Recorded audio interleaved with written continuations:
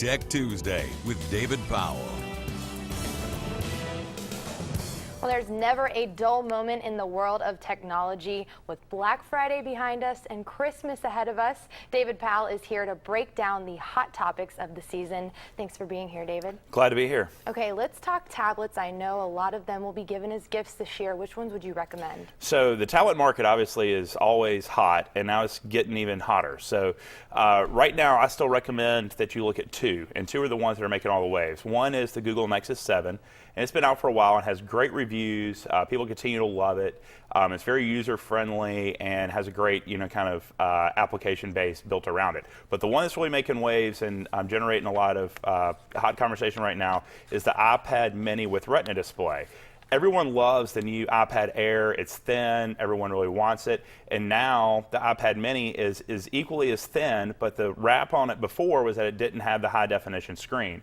Now the iPad Mini, which is that 7-inch tablet, has the high-definition screens. It's actually a little better than the iPad Air. So it has a better screen, has 10-hour battery life, it's that 7-inch size, which seems to be kind of the size that everybody wants. So it's a great option out there for people. That's the one that a lot of people are wanting. And a lot of people always recommend, stick with an ecosystem. Stick with all Android or all Apple, but you really can't go wrong with either one of those two tablets.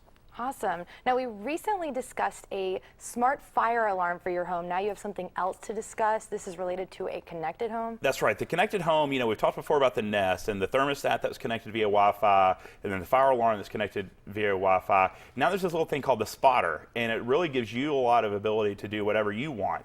And it's got all this stuff built into it. It's got a humidity sensor, it's got a temperature sensor, it's got a motion sensor. So you can take the spotter and place it wherever you want. You can fix it permanently or use a little sticky to hold it on.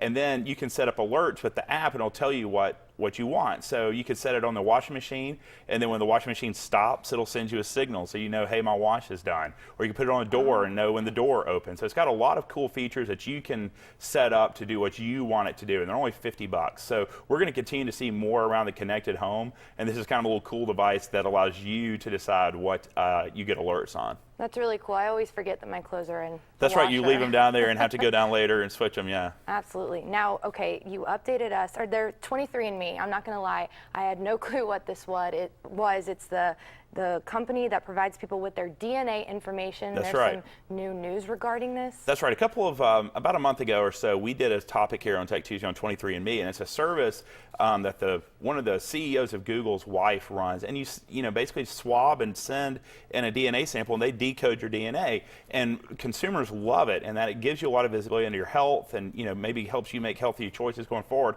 But the FDA this past week made a very controversial decision and sent them a letter saying, hey, we want you to stop marketing your service because we're afraid that consumers are going to make bad choices. Just because you carry a DNA marker for something doesn't mean you're going to get it. So it's very controversial. 23andMe has a couple of weeks to respond. They're committed to working together with the FDA, but something that we all think from a technology standpoint is great and allows consumers to have more visibility into their health. The FDA maybe is overreacting a little bit to that. So it's a great service, and we'll have to see how this all shakes out legally. Well, very cool. Well, thank you for keeping us updated on the latest in the tech world.